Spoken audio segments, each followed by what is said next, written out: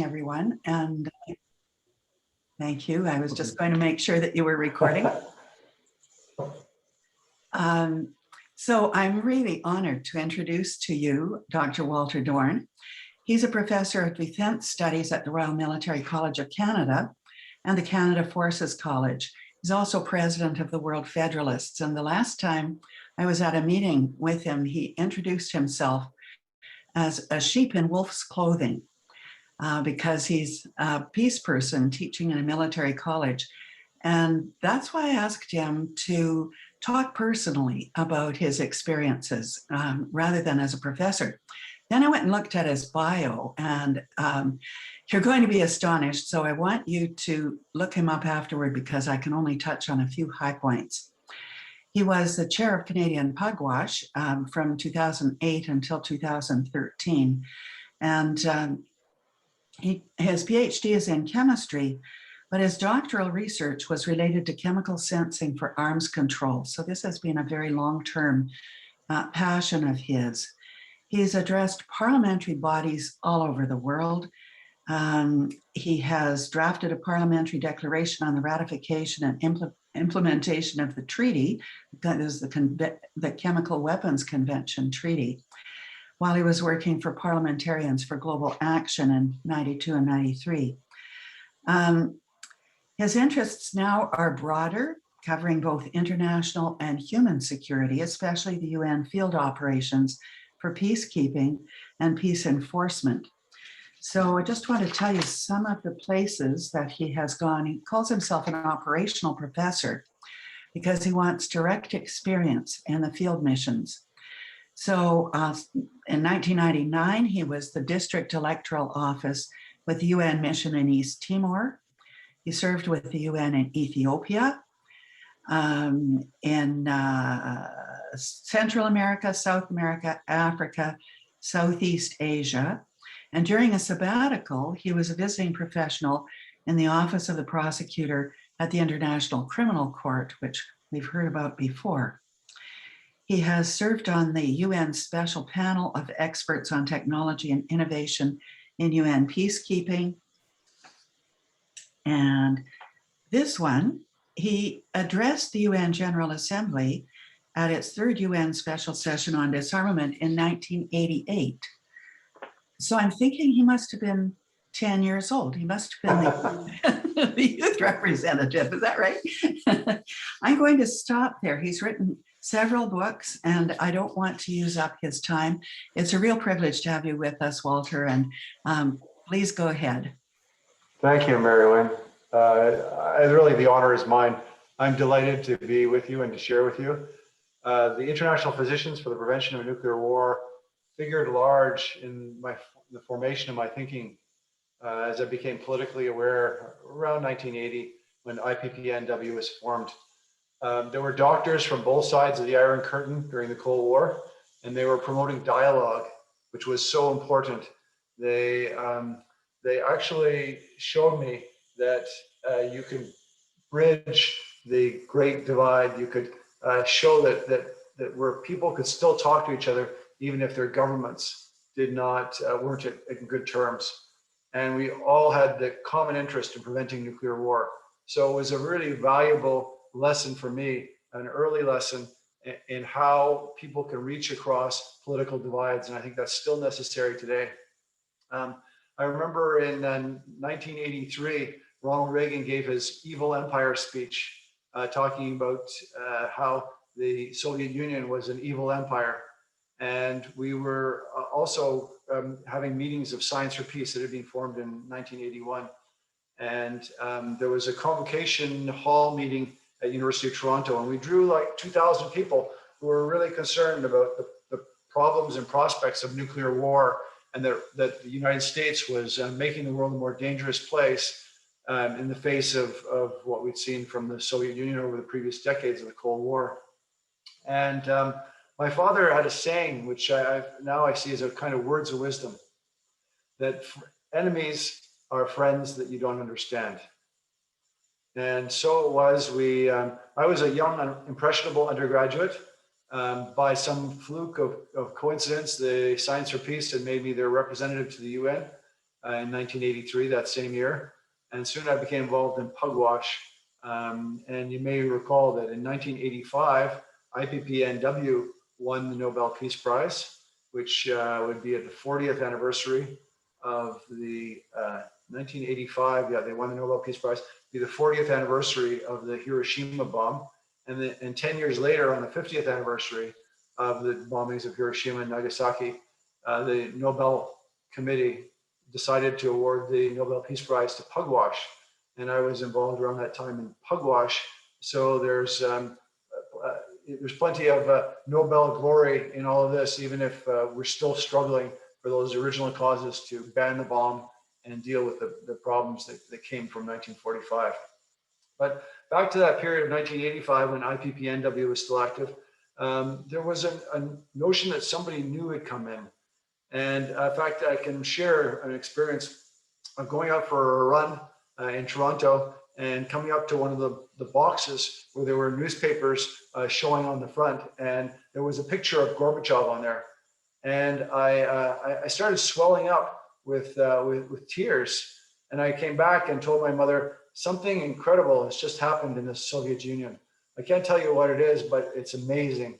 And Gorbachev went on to, of course, transform the world, end the Cold War. And unfortunately, we didn't really give Gorbachev a chance. We just sat on our laurels, and he made many magnificent proposals. In the 1988 speech to the United Nations General Assembly, and I would have actually been in the General Assembly at the time because I was a representative from Science for Peace to the UN, and I had attended some of the General Assembly speeches. But I was doing a neurophysiology course at U of T medicine school, and I was taking this course, and I had to do the exam that night. I remember could have been there part of world history, but I was writing my exam. Anyhow, that's a side event. And the 1988 speech was amazing. He said that the Soviet Union was unilaterally disarming 500,000 soldiers, and that they were going to rule out space weapons, and they were going to support UN peace operations, and they were going to withdraw from Afghanistan. So just amazing. And already a year earlier, he had given a speech to the General Assembly in which he proposed that the UN have a stronger verification role, that the UN Secretary General's office be strengthened. And I remember it was George Shultz, who was the Secretary of State under Ronald Reagan, who, in commenting about Gorbachev's proposal, said, how can we say no to our own proposals? Because during so much of the Cold War, the United States had been promoting openness and transparency.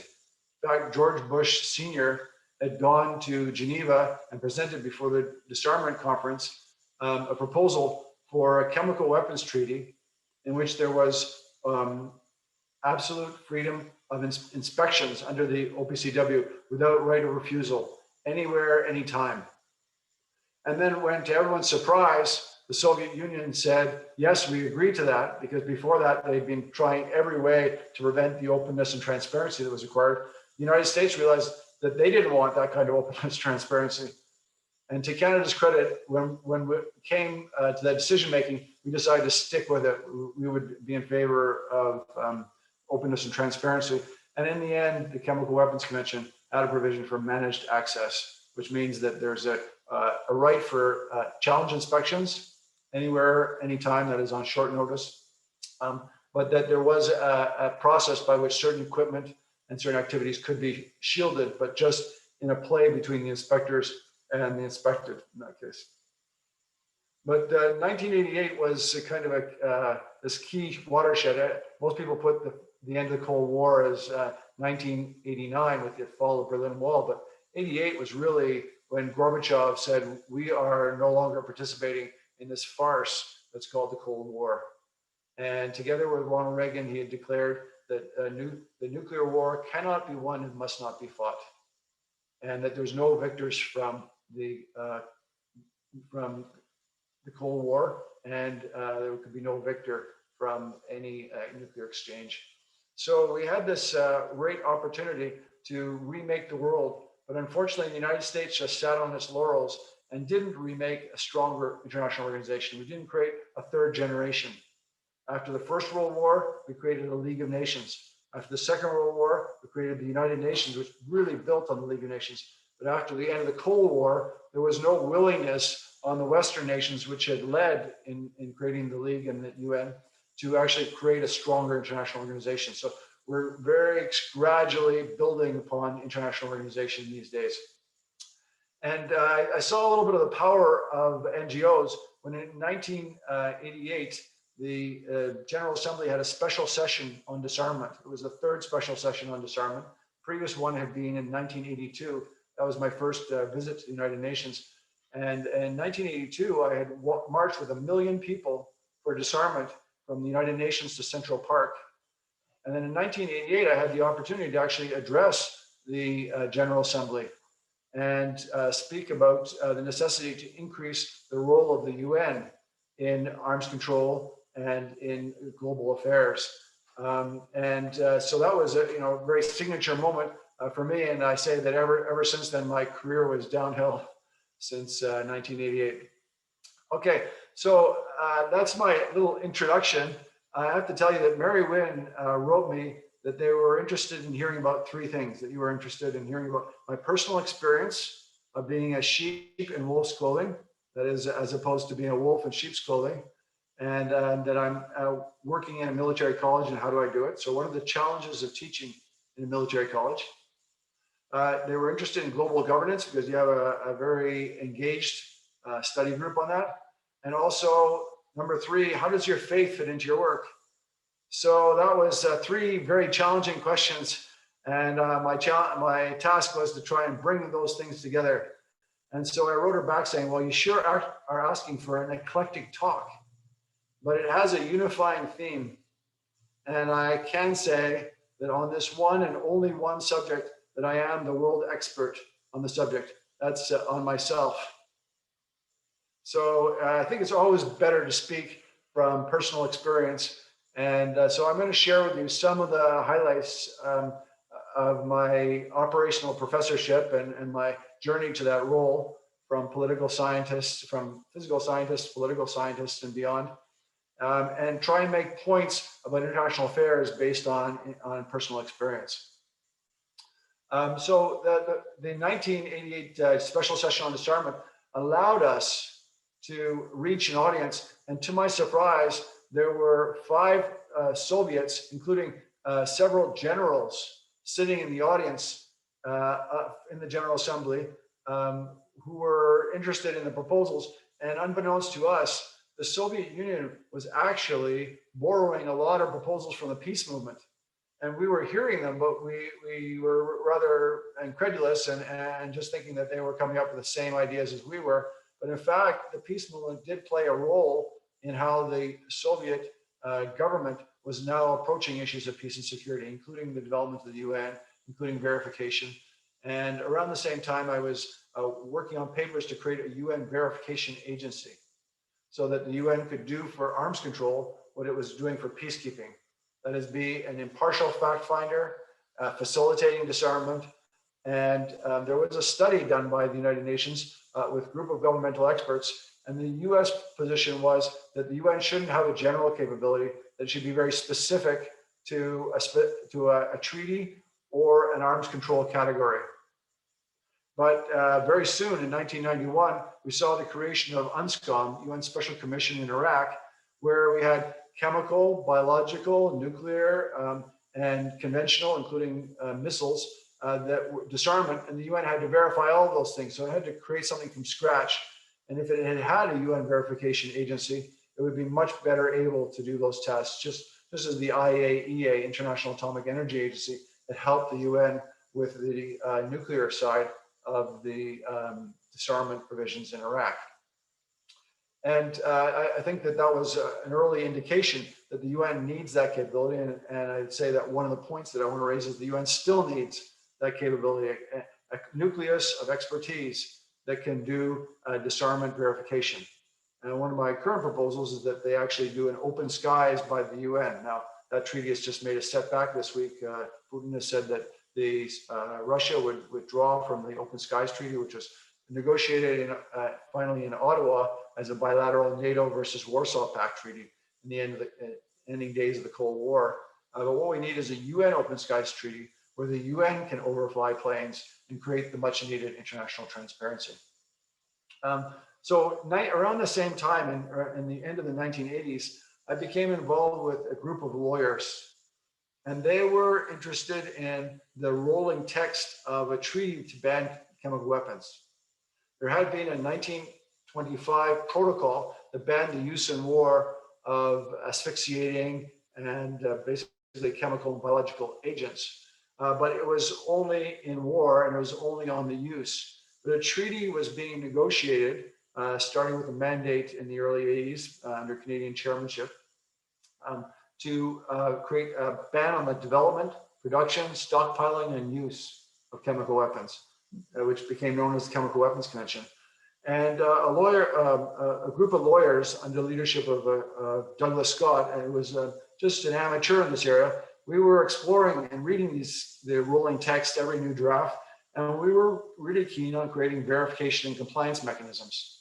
So we were very glad that Canada stood by the principles of anywhere, anytime inspections. But we asked for something more. We wanted to enforce international law by making international law part of national law. And so we put forward language to that effect, and we sent to the member states of the Conference on Disarmament, and as well as to the chair of the working group that was looking at the rolling text of the Chemical Weapons Convention. And we said, how about an article that would say that it's binding, this treaty is binding on government officials and anyone under the jurisdiction and control of the country, and that there be mandatory penalizing legislation put into national parliamentary laws, the same ones that would enact the treaty. And therefore, we would therefore create a mechanism by which international law could be enforced by domestic law enforcement mechanisms. And that actually was put in, too much to our surprise, it became Article 7 of the Chemical Weapons Convention. And then we were so delighted in the final stages that here was a small NGO working about 6 international lawyers and a young chemist, myself, who was just a graduate student, and they had put that in the treaty. And then I decided this was also exciting to take a year off, and I accepted an invitation from an organization in New York in 1992 called the Parliamentarians for Global Action. And they were members of parliaments from about 70 countries at the time who were interested in global affairs issues. And the first thing they told me is, can you hop on a plane and get to The Hague for a meeting of the parties or the prospective parties to the Chemical Weapons Convention? And the Hague wants to sponsor the new organization, but it's in competition with Geneva and Vienna. And so they had a meeting in the Ridderzaal, the Hall of Dutch Democracy, the Hall of Knights, near the Parliament of the Netherlands. And the Prime Minister was there ready to shake the hands and do lobbying. And they did indeed get the OPCW, Organization for the Prohibition of Chemical Weapons, to be based in The Hague, and is still doing excellent work to this day. That was my introduction to the actual world of high diplomacy. And while I was there, the treaty was completed while I was working for Parliamentarians for Global Action. And I took advantage of that to get some more money from the Rockefeller Foundation. And we put on a meeting at the French Parliament in the L'Assemblée Nationale. We put on a meeting of parliamentarians from around the world. And that's where I drafted a parliamentary declaration, and that was subsequently signed by about 1,000 parliamentarians. But we were also there when in the UNESCO building, the treaty was actually signed, and the member states had come together. It was open for signature, and I got to see Barbara McDougall, the Canadian Foreign Minister, and Lawrence Eagleburger, the Secretary of State of the United States, and others sign the treaty. It was 174 pages of English multiplied by 6 official languages of the UN, and all in this very thick paper in a very prestigious signing hall in the UNESCO building in Paris. And after all the signing had gone on, I hung around just to be able to take in the atmosphere. And as I was leaving the building, I got a call saying, Mr. Dorn. And I turned around, and the chief of the UN's treaty section said to me, you know, I need your help. And I came over and said, well, how can I help? I'm eager to do so. He said, well, the treaty is too heavy for me to carry. Can you please carry it for me to the waiting taxi? So I took the treaty off of the table where it had been signed and carried it out to the taxi. And I joke with my students that that was when I felt the real weight of international law. So the opportunity to actually see a creation of a new international verification mechanism, a new international organization, to have the OPCW play a major role now in investigations in Syria and see the disarmament of many countries. It was really quite helpful. And indeed, one of the lessons I learned is don't believe what the extremists on both sides are saying.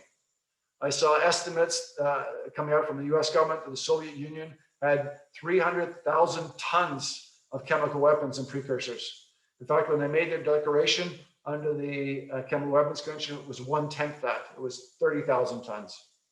And the OPCW verified that, and they verified the complete destruction of the entire Soviet/Russian arsenal of chemical weapons. Of course, we know that they have violated the treaty. They've used Novichoks both in Britain and in their own country against Alex Navalny. But those are very isolated incidents and of course important ones. But we have to recognize that destroying 30,000 tons of chemical weapons is such an important role. And similarly, the UN oversaw the destruction of 3,000 tons of chemical weapons in Iraq under UNSCOM. So a very important role by the UN with chemical weapons and others involved in that. So the lessons of the Cold War were be careful of extremists, like we saw both in Russia and in the United States, that they can really endanger the world, and work with moderates and try and bring the moderates together, because the extremists, they are on opposite sides and like to polarize the two sides. I say that they are explicit enemies of each other because they see each other as enemies, but they're implicit allies because they use each other to be able to polarize their communities and get more power themselves. So really the role of the peace movement is to say, reach across the borders and say, no, we can be human beings to human beings rather than the extremist politicians to the extremist politicians. And through that, we can build the bridges. And indeed, Gorbachev was open to that. And while he was president of the Soviet Union, I even had an opportunity to set up meetings with NGOs in Ottawa when he visited Ottawa, I think it was 1991, and saw that the Soviet Union under Gorbachev wanted, with glasnost and perestroika, they wanted the ability to reach out to civil society in the West. And that was a very healthy relationship. It helped open them up to new ideas. And indeed, they were more progressive than our own governments at the time. The Organization Parliamentarians for Global Action also had several other far-fetched ideas when I was there in 92, 93. One was to create a comprehensive test ban treaty to ban the testing of nuclear weapons. And they wanted to do so, and this was an NGO proposal that also had international action. They called for, they worked with governments to call for a meeting of the countries that had signed the partial test ban treaty, which had been signed in the 1960s, that banned testing in outer space and in the atmosphere, but not underground. And they wanted to make a complete ban by amending the PTBT, partial test ban treaty, into a CTBT, comprehensive test ban treaty. And that was a major step. It forced the United States to get on the world stage and say, no, we don't want a comprehensive test ban treaty. And it put political pressure, which they yielded a couple of years later. And we saw the actual negotiation and the signing at UN headquarters in 1995 of a comprehensive test ban treaty. So that was a major step forward. And since then, after a few tests by France, which eventually signed the CTBT, the treaty is held on all member states. And North Korea didn't sign, so they were not in violation, but they're the only country, let me think about that, the only country, well, India and Pakistan, sorry, 1998 and 99, they started India, Pakistan, which didn't sign the CTBT, nor the Nuclear Non-Proliferation Treaty. That those three countries were outliers, but we set a new standard for non-testing anywhere of nuclear weapons. Now that doesn't include simulations of and sub-explosive yield, where you get a sustained nuclear reaction. That's still permitted under CTBT. Okay, so a major step forward, and that again was through civil society. Another idea that was being promoted in the early 1990s was for an international criminal court. And I remember arguing with lawyers. They kind of scoffed at me and said, well, I mean, how is this going to be possible? Whose courts would you use? What judges would you choose from? What laws would you choose for an international criminal court? Whose jails would you use? It all seemed to be so many questions that really you had to break the mindset of nation states and think globally. And yet, in 1988, the world did sign, and most nations signed, the Rome Statute to the International Criminal Court, and it entered into force in 2002. And we have today an International Criminal Court which can try even heads of state for violations of the most egregious crimes, crimes of genocide, crimes against humanity, war crimes, and most recently added the crime of aggression. But there are some limitations on all of those, but particularly on the crime of aggression. That was particularly the US, which lobbied so hard to prevent that crime from being considered. And we also saw with Canadian foreign policy, which was so enlightened at the end of the 1990s under Lloyd Axworthy, tremendous progress on human security and on landmines. And I was at a conference in 1986 it was invited countries that were invited to Ottawa in the old railway station in Ottawa, which is now the home of the Canadian Senate. And I actually brought my mother, currently she's with me here in British Columbia, and she's 92 years old at the time. I said, Mother, this would be a really nice meeting for you to attend. So I brought her to the meeting, and then I stepped out and had some other meetings with NGOs. And when I came back, she told me something remarkable happened. And I said, what? She said, the Foreign Minister of Canada, Lloyd Axworthy, has invited countries to come back in 1 year and sign a treaty to ban landmines. And it caused a standing ovation. And the NGOs had known about this before. They were consulted, and they already had determined they would rise in standing ovation. So it forced the other governments to do so as well. And it put the gauntlet down that we will try within a year to come up with a treaty to ban an entire category of weapons that were currently in use, that is landmines, that were killing thousands of people a year. And that set a new standard for international behavior. And even countries that didn't sign on, they still decided that they would abide by it, including the Obama's United States. So just remarkable progress on a range of arms control issues, seeing the international community strengthened and seeing progress through the action of civil society. As you know, the Nobel Prize was given to the international campaign to ban landmines for their work on the international treaty, the Landmine Anti-Personnel Mines Treaty. That was a really exciting time, and we thought the world was going to be moving forward fast. But unfortunately, the extremists on both sides were able to keep their reign by pointing fingers at each other. One, Osama bin Laden decided to attack New York City and attempted attacks in Washington, D.C., and they did manage to get to blow a hole in the Pentagon.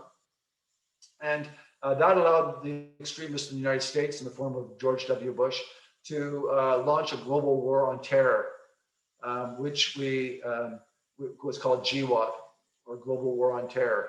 And the operational arm of that was called Operation Enduring Freedom. And we who were watching it from the side and seeing the creation of really some pretty retrogressive measures, we said this was really Operation Endure the Freedom. We saw the creation of Gitmo in Cuba, the Guantanamo Bay military facility. We saw extraordinary rendition with prisons, secret prisons in Eastern Europe and different parts of the world. We saw the sending of even Canadians and Americans to back to Syria, where they were tortured. There was complicity in torture. There was whole host of wrong endeavors, including an invasion of Afghanistan, which never had Security Council authorization, and far worse, the invasion of Iraq in 2003 without UN sanctions. So it was an illegal war. And we saw the consequences of that with the rise of the ultra extremist ISIS, which ISIS would even blame Al Qaeda of not being extreme enough, not being principled in the extremes as ISIS was, the Islamic State. So with that development, we saw a setback. So we lost maybe 10 years of progress that we'd achieved in the 1990s. And at so much cost, trillions of dollars in finances, hundreds of thousands of lives lost in Iraq and Afghanistan, thousands of soldiers, 161 in Afghanistan. And in 2006, I was tapped on the shoulder to say, would you like to go to Kandahar and serve as the political director of the provincial reconstruction team in Kandahar? And I thought about it for about 2 seconds, and I said, no, I don't believe in Operation Enduring Freedom. And I think that the way the US is going about the war in Afghanistan is wrong. They aren't pursuing the means of peacekeeping. They're using COIN, that is counterinsurgency operations and counterterrorism operations. And I said, no, I wouldn't be able to do that job in good conscience. The day after I was offered that job, the man I was to replace, Glenn Barry, was killed in a suicide bombing in Afghanistan. And I wrote an op-ed in the Globe and Mail saying that Canada had, for the first time in its history, chosen an unjust war, that it was fighting in Afghanistan without justice being on its side.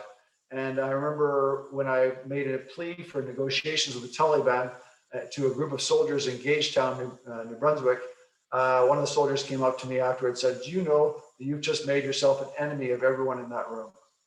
So this was a time when Jack Layton had proposed that we had negotiations with the Taliban, and he was called Taliban Jack. Similarly, the extremists were trying to polarize, saying you're either with us or against us, or in the words of George W. Bush, you're either with us or you're with the terrorists. So no room for middle ground, no room for trying to understand. And we saw the disaster that happened in Iraq and Afghanistan. And now the United States is finally realizing, after its longest war in its history, after 20 years, that it's going to withdraw without having won that war. And it actually has not won the peace either. And unfortunately, they didn't apply plans for a peacekeeping force or for a Muslim-led international effort. They really tried only at the end very perfunctory negotiations with the Taliban, which they should have started 20 years earlier and come to some sort of agreement so that we could respect the Afghan traditions while removing the extremists and the extremes, and then achieved a much better outcome in Afghanistan. But so we live with the consequences of the disaster of the beginning of the 21st century. Now, I wanted to share with you also, being in the field, I was a newly minted PhD in 1995. I already was doing work on international relations at the University of Toronto while I was just finishing up the touches on my PhD thesis. And then I said I would much rather work on international affairs. And I had 5 years of wandering in the wilderness, as I call it, which was the best 5 years of my life. I did work for Yale University on the UN role in the Cuban Missile Crisis. I worked at Cornell University in the peace research program. And I got to the field. I worked in New Mexico at Sandia National Labs, the same lab that was responsible for stockpile stewardship. I'll give a little anecdote from there. I was being shown by a former colonel around the lab and pointed out the different facilities. One facility, you could put a B-52 super fortress plane on it, and they would subject it to electromagnetic impulse and see how it would affect the plane. So it's huge. You know, you can imagine the size of those planes and the type of equipment. Just an amazing lab from a scientific point of view. And he pointed to the distant Sandia Mountains that were orange. That's where it comes from the term Sandia, or orange, or kind of the color of a watermelon. And he said, well, I cannot confirm or deny what's inside those mountains. And he started telling me what was in what the labs were doing. And I remember feeling a surge of like extreme power, that I thought, I'm joining an elite group of scientists. And these scientists have the keys to the atom. And they actually have the power to destroy the world. And within a fraction of a millisection of that, thinking that thought and feeling the surge through my body, I said, that's exactly the feeling I have to spend the rest of my life fighting. Because that's the source of evil, that sense of wanting power, of feeling that somehow you can, the power of destruction. And it was a very reaffirming moment for me of having seen the enemy within, and saying that this is what actually I have to spend my time fighting. So the last part of my talk, I wanted to give you another sense of operational professor and work that's working for peace in the field. So I spoke about arms control and a little bit about being in North America, doing those activities. But I also tried to get in the field, and I had the opportunity to become, through CUSO, which I put my name forward, to work in East Timor for a UN mission. It's called a UN electoral mission in East Timor, UNIMET. And there our role was to administer a referendum after 450 years of Portuguese colonization, 24 years of Indonesian occupation. And then finally, these people were given the chance to say whether they wanted to be independent, part of Indonesia. So it was a referendum, or called a popular consultation in the actual treaty or the agreement between Portugal and the United Nations and Indonesia. And that they required that have impartial international electoral officers there to educate the population on what it meant to be voting, and also to count the ballots and then declare the results and look at the follow-up. So allow me to share the screen a little bit with you here as I look at the means to I like to share some images so that it's not just me talking. So let me see. Okay, 1 second. That's not the screen I want. Okay, so we're going here. Stop share.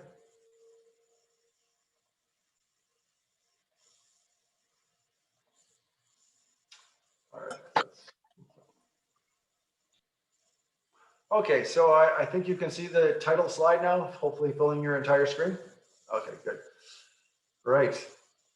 So these are my experiences through photos of being in a UN peace operation as an electoral officer. And my first view was of East Timor coming in on a South African, which only well, less than a decade earlier, just 6 years earlier, had voted in favor of ending the apartheid regime.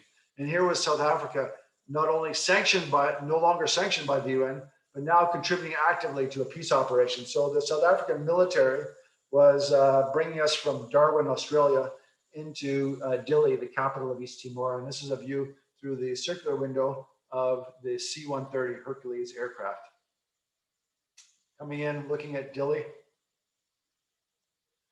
Looking out the back, where there have been lots of equipment was being sent from Australia and from the UN to the mission in East Timor. And we were told that we could expect that there might be journalists when we got out, and that we should be looking like professional UN officials as we got off the plane. So we were dressed in our uniforms. And we got out of the plane, and there was no one there to actually, no press, no one to take our pictures. So we did the next best thing. We took pictures of ourselves. And here we are in the Dili airport, and we began our mission. I worked with a Liberian who I took his picture underneath a beautiful sign which said, "Welcome. If you love East Timorese, love both the pro-integration and the pro-independence." So a really heartwarming sign. that really showed the broad open-mindedness for international peace and security, and the mission, really the key mission of the United Nations in East Timor.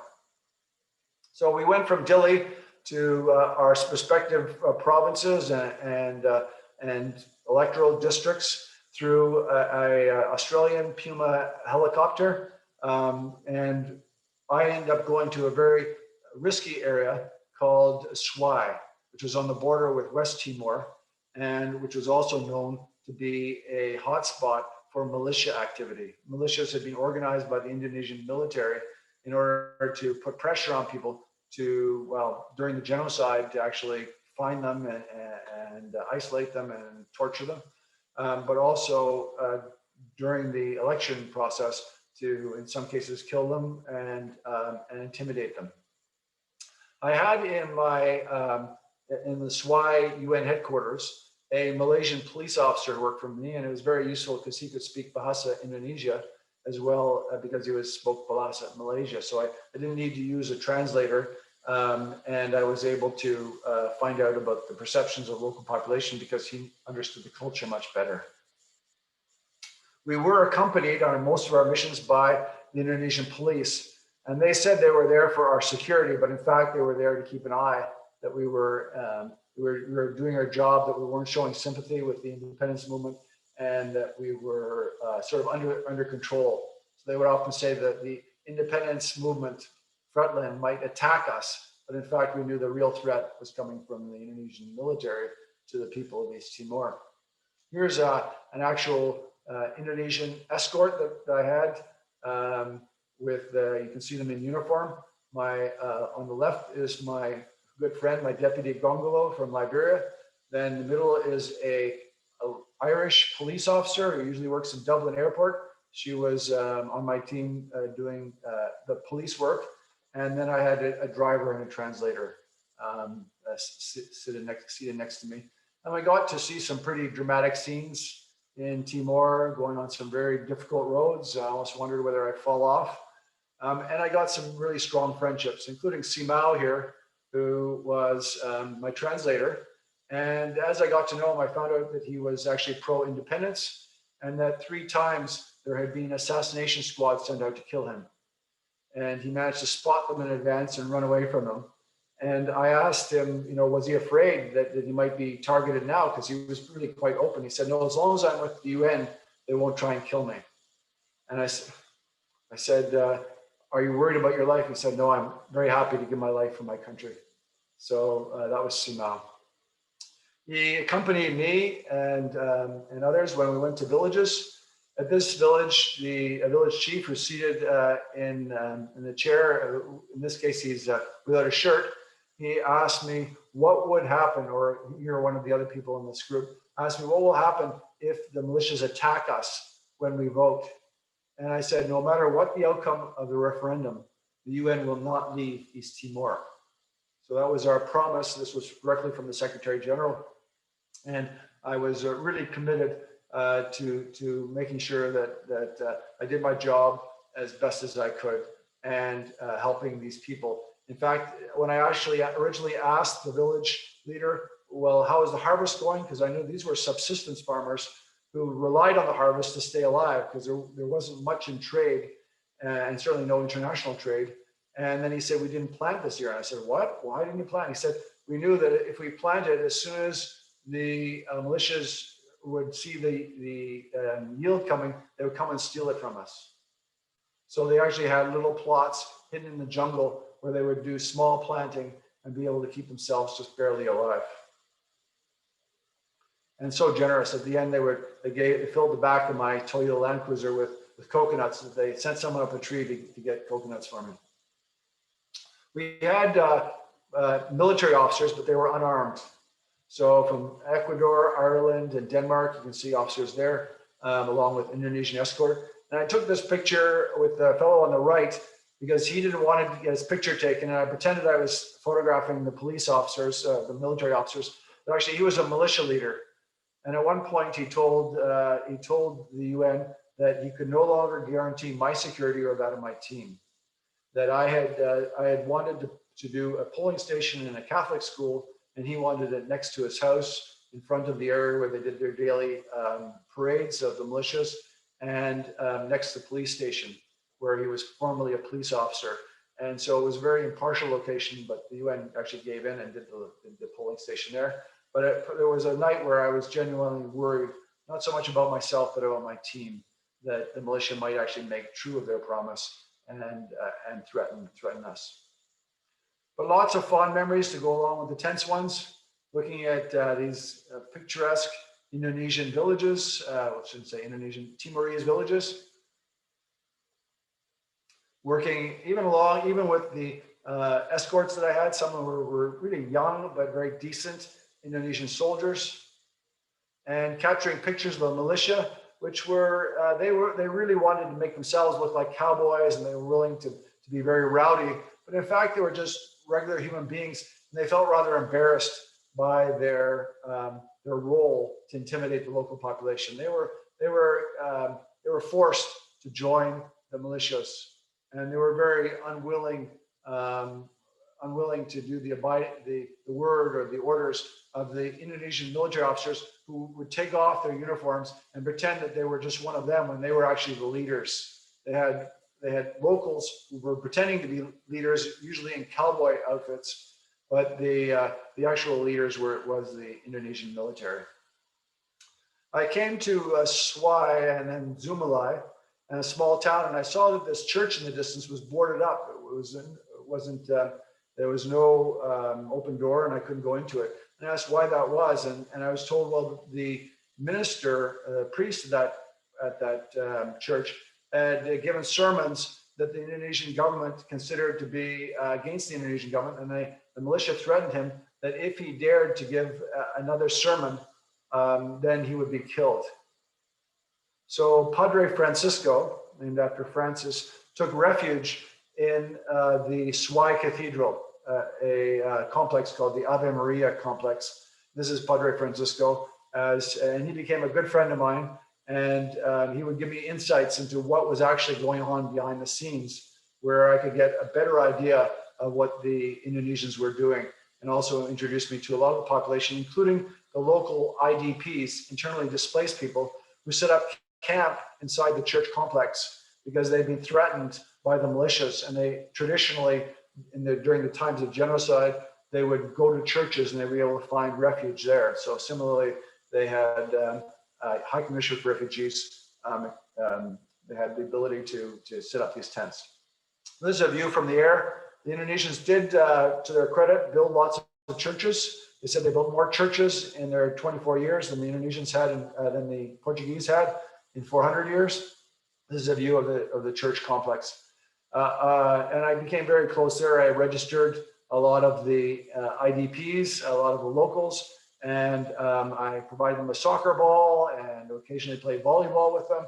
And after one mass, I was actually invited by Padre Francisco, with Simao as my translator, to speak to 500 parishioners and to tell them that we would stay on no matter what the outcome of the referendum, what it meant to vote in secret, because they'd never done anything like that before in their lives. And so that was one of the highlights of my stay. So the UN did announce the results. It was done simultaneously in Dili in New York on September 4th. And the results were 79% rejected or voted in favor of autonomy. That is, in favor of independence. They rejected the autonomy agreement, which was really staying a part of Indonesia, but still being an autonomous province, the 27th province. So they voted in favor of independence by almost 80%. And when that vote went so well, I thought, oh, all of my worries were exaggerated, and that I shouldn't really have worried. And I was back in New York monitoring the results at UN headquarters of the vote. But catastrophe struck very soon thereafter. The militia took revenge on the Timorese people. There was a reign of terror orchestrated by the Indonesian TNI, the military. There was killings of pro-independence supporters, and the scars on my psyche are still there. In the Swai church that I showed you, there was a massacre, and Padre Francisco was the first to lose his life when he pleaded for the people inside the church, and the bullet went through him before they proceeded to commit atrocities in the church, pile the bodies on a truck, and bring the bodies over to West Timor and put them into a swamp. Overall, in Indonesia, there was over 200,000 people were deported at gunpoint, and 400,000 had to take to the hills as they had in previous genocide. Sorry, it's still, I can see the effects are still there. 90% of the capital are burned, as it was burnt down. These are images during that reign of terror. My translator was in Dili. I was still remaining in touch with her, and she told me that her mother wanted to bring a sack of rice while the Indonesian forces were telling her that she had to board a ship and go to West Timor. They were trying to depopulate the island. And she kissed the feet of the militia leader in order to get the bag of rice through. And she did, the family did go to West Timor. Here is a series of pictures taken by an Australian photographer. And he saw that there was a young boy with rocks in his hands. He had thrown some rocks at Indonesian soldiers. They were kicking him. And as he was running away, they shot him dead in cold blood. And I think the Indonesian soldiers themselves were shocked by what they had done, and they didn't confiscate the film. He managed to get it out, and we now have that whole episode portrayed. But it was a microcosm for what Indonesia was doing to Timorese people. We, as UN officials, we felt that we had betrayed the Timorese. We had told them that UNIMET is, as you could see in the bottom line of this poster, remain in East Timor after the vote. The mission was evacuated except 4 or 5 people who were holed up in the Indonesian consulate. And we felt terrible. So I was working with the mission, the organization in Canada to help the Timorese, and was going on TV in order to promote the international intervention. And it was during these very difficult days that I had to go deep within to find out what exactly I believed in. And I'll just share this one experience. Mary Wynn asked me to talk a little bit about religion, so I'll make this short anecdote. I was in the depths of despair. I was finding out there was a massacre in places where I'd been. There were people who were killed. Every morning I would discover what had happened. And the East Timor Alert Network in Ottawa had brought me in, and I was based in Ottawa. And I looked at the religions, and I looked at my own faith, and I said a morning prayer, Lord, I still believe in you, but I cannot understand how you could possibly allow this to happen. And I was, I let that prayer be issued in the morning. And as I was riding my bicycle, I felt the descent of a peace come over me. And I stopped the bicycle and just said, wow, this is such a powerful force that I really got to sit here and just absorb it. And I remember thinking to myself, the presence I was feeling, I could live with the rest of my life with this. And this would be just like perfect. And as it got more and more intense, I got the feeling of a strong presence there. I don't know exactly what the presence was, but it was definitely one of a very high and powerful force that came into me. And as I was feeling it, I saw that there was a very strong component of sadness. And I realized at that moment, it was conveyed to me through not words, but through just extremely powerful emotion, that this was not God's will, that God was sad that these people, which the closest analogy I can think of is like a parent looking at what children had done, how they were hurting each other, and how there were Muslims who were attacking Christians, and how this was not the will of God at all, and that this was free will, and that there was an element of sadness in God, or at least in this extremely powerful force. And gradually, as that presence gradually left me, I could only say, thank you, God, for answering my prayer and understanding this is not your will. And I don't think I suffered from PTSD because I knew that this tragedy was not something that was on my shoulders. It was on an infinitely more powerful force that had the capacity to deal with this in ways that I could never comprehend or understand. Unfortunately, within 2 weeks, the Australians led an international force called Interfet with UN Security Council authorization and with Indonesian permission because of the US saying that they would withdraw World Bank loans on Indonesia if they didn't allow this force to come in. And we saw the very strong military force, including jets and catamarans and naval forces, come into East Timor and actually monitor the peace. And there were signs there from the Timorese people thanking the international intervention. And I had promised when I left East Timor that I would come back, and I was able to keep that promise. I went back to East Timor. I saw that it was under now UN transitional administration for 2 years. They were building the infrastructure. They were issuing postage stamps.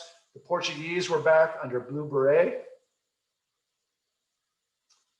with a very different relationship to the local population than one of a colonizer under UN operational control. Here I saw the airport was not under Indonesian guard, but was under the guard of the UN forces in UN uniform. I still saw the effects of the reign of terror.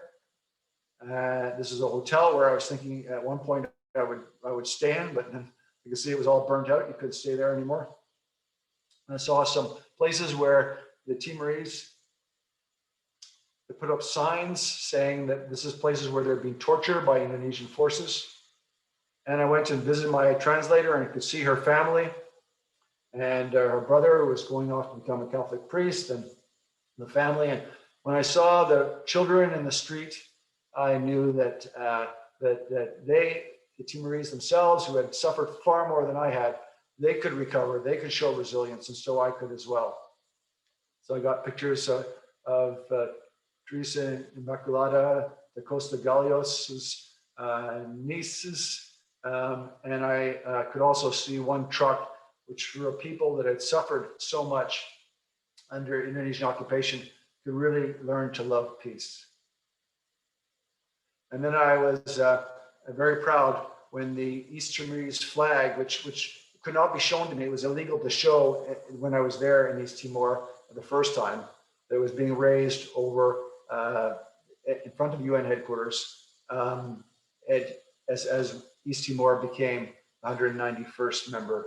Now there's 193, but at that time it was 191st member state of the United Nations with its own representative. And that was a very powerful moment for me.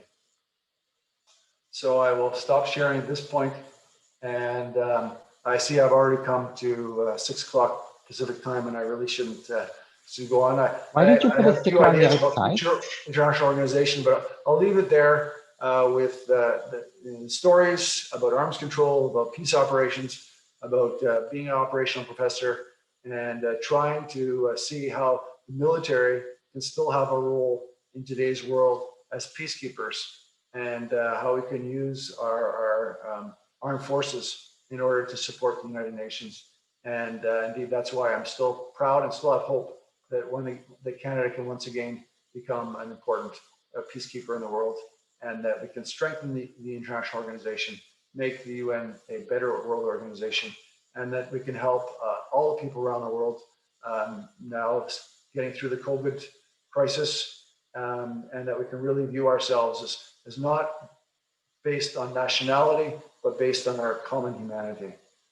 So the last anecdote I'll tell you is that I often introduce myself to the soldiers in courses, and I say, I really admire your motto of country before self. And I also want to live that. So I would like to serve country above self, but I also say humanity above country. And that I hope that Canada can find itself and service the world, something that unfortunately we've fallen very far our promises and from our past contributions in peacekeeping and at the United Nations. And that's why I continue to work with soldiers, continue to serve as a teacher in the Command and Staff course and the National Security Program, because I believe that we have a role to play in creating a world without war, where we can genuinely view ourselves as a common humanity, and that we can rid ourselves of the monstrous weapons of war and build the forces that are needed for peace. Thank you very much.